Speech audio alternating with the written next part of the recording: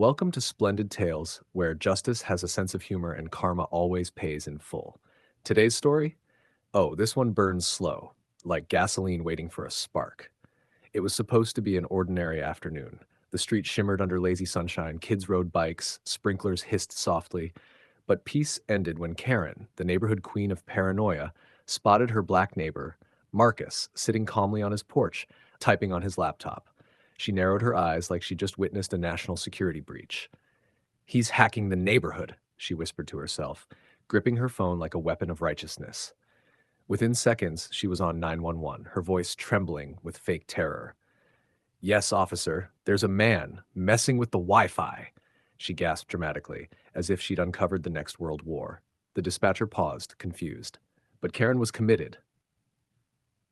She poured on the performance, sprinkling in words like suspicious, threat, and dangerous.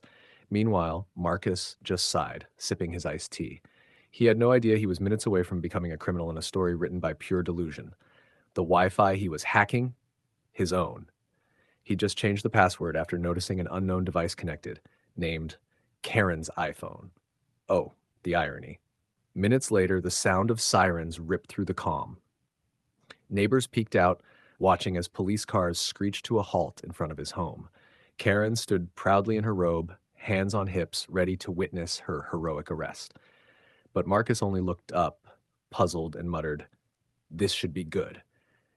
If you're enjoying this story already, hit that like button because what's coming next? Let's just say Karma's still putting on her gloves. The police stepped out like they were entering a war zone. Hands on holsters, chests puffed, sunglasses reflecting the afternoon glare. Karen stood behind them, arms crossed, that smug little smirk plastered across her face like she'd just solved a murder. "That's him," she blurted, pointing at Marcus as if she'd just spotted Bigfoot with a laptop. Marcus stayed seated, calm, one eyebrow raised. "Afternoon, officers. Something wrong with the neighborhood Wi-Fi again?" he asked, his tone smooth as butter but sharp enough to cut glass. One of the officers sneered. "We got a report about suspicious cyber activity." Marcus chuckled. "Suspicious? You mean me changing my own password?" Karen gasped like she'd just been slapped by reality. "He's lying," she barked. "I saw him do something." The other officer frowned, glancing at Marcus's router sitting by the window. "Ma'am, do you even know whose network that is?" he asked. Karen blinked, hesitated, the first crack in her porcelain confidence. The crowd was growing now. Neighbors leaned over fences, phones out, recording everything. Marcus gave a half smile to the camera. "If I'm going to be a criminal today," he said dryly, "I hope the Wi-Fi signal's strong enough for the live stream."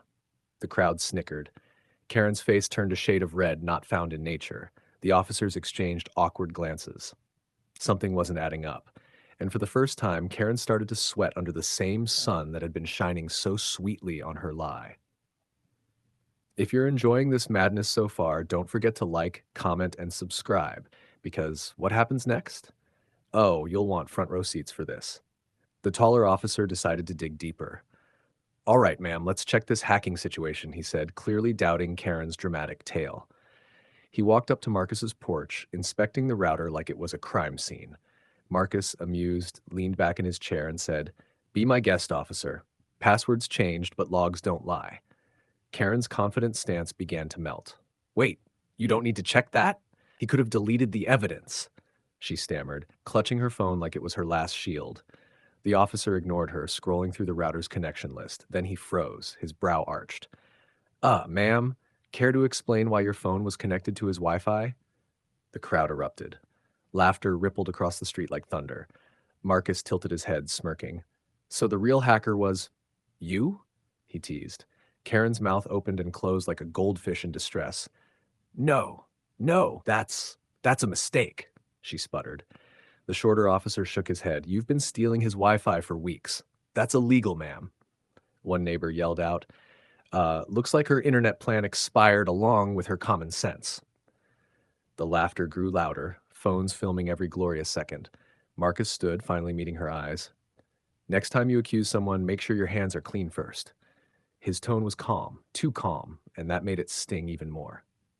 If you're still watching this story unfold, hit that like button, drop a comment, and subscribe because karma's not done dancing yet.